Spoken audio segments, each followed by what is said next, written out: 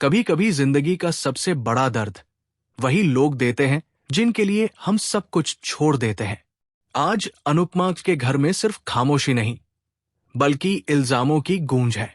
आर्यन की मौत ने शाह परिवार को तोड़ा ही नहीं, बल्कि अनुपमा को भी सबकी नजरों में अपराधी बना दिया है।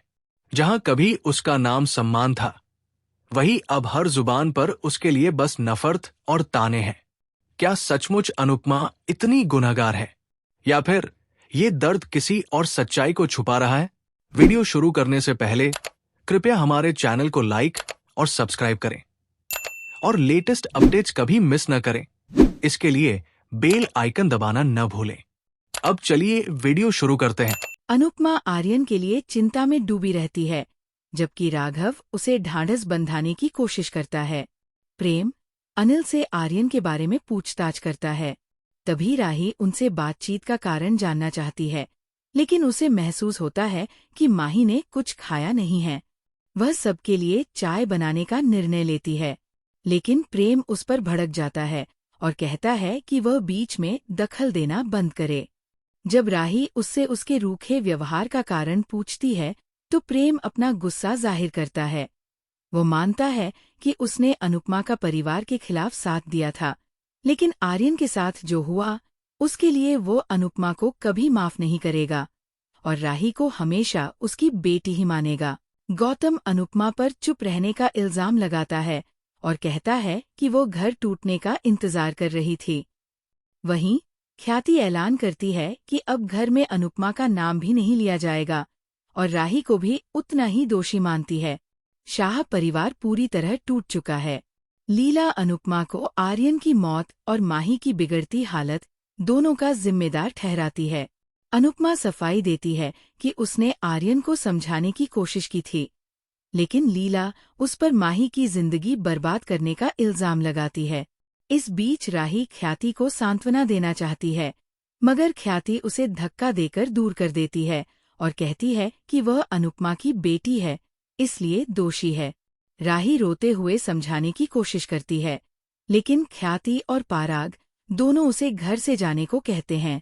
ख्याति टूटकर रो पड़ती है। लीला अनुपमा को कोसती रहती है। राघव बताता है कि अनुपमा ने इंतजार किया क्योंकि आर्यन ने सच बताने का वादा किया था। पारितोष अनुपमा का मजाक उड़ाता है कि वह राघव पर भरोसा करती है। लीला गुस्से में राघव को घर छोड़ने को कहती है। राघव मान भी लेता है और कहता है कि उसने पहले ही अनुपमा को बहुत दुख दिया है, लेकिन ये वादा करता है कि जब भी उसे जरूरत होगी, वो हमेशा उसके साथ खड़ा रहेगा। पूरा शाह परिवार अनुपमा के खिलाफ हो जाता है, यहाँ तक कि हसमुख भी उसे दोषी ठहराता है। जब परी अनुपमा का पक्ष लेती है तो लीला उसे डांट देती है। किंजल और हसमुख भी अनुपमा का साथ देने से इनकार कर देते हैं और लीला आदेश देती है कि कोई भी उससे बात न करे। अनुपमा अपने परिवार से गिड़गिड़ाकर कहती है कि वे उसे अपने से अलग न करें। माही आर्यन के गम में डूबी रहती है और कोठारी परिवार भी शोक में है। राही रोते हुए कहती है कि अनुपमा के एक फैसले ने सब कुछ बदल दिया। ख्याति और प्रेम गमगीन हैं।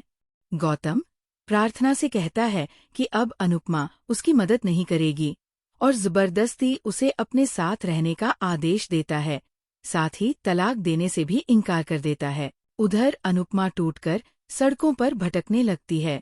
कुछ मनचले उसका मजाक उड़ाते हैं और कहते हैं कि अगर वह आर्यन को वापस चाहती है तो नाचे। बेबस अनुपमा खुद को बुरी माँ कहती है और निराशा में नाचने लगती है, फिर गिरकर फूट फूट कर रो पड़ती है। वह अपने जीवन पर सवाल उठाती है। जब हर कोई उसे आर्यन की मौत का जिम्मेदार मानता है, तो उसकी जिंदगी का क्या मतलब है? राही उसे आवाज लगाती है और वसुंधरा कसम खाती है कि आर्यन की मौत का बदला अनुपमा से लेगी। शाह परिवार को जल्द ही पता चलता है कि अनुपमा घर से गायब है। परी, अंश और ईशानी उसे ढूंढने निकलते हैं और सोचते हैं कि काश उन्होंने उसका साथ दिया होता। वही राही प्रेम से कहती है कि वसुंधरा, ख्याति और मीता उससे भी किनारा कर रही हैं। प्रेम उसे समझाता है कि उन्हें वक्त दो, लेकिन राही सोचती है कि जैसे माही की जिंदगी बर्बाद हुई, वैसे ही अनुपमा ने उसकी भी जिंदगी तबाह कर दी।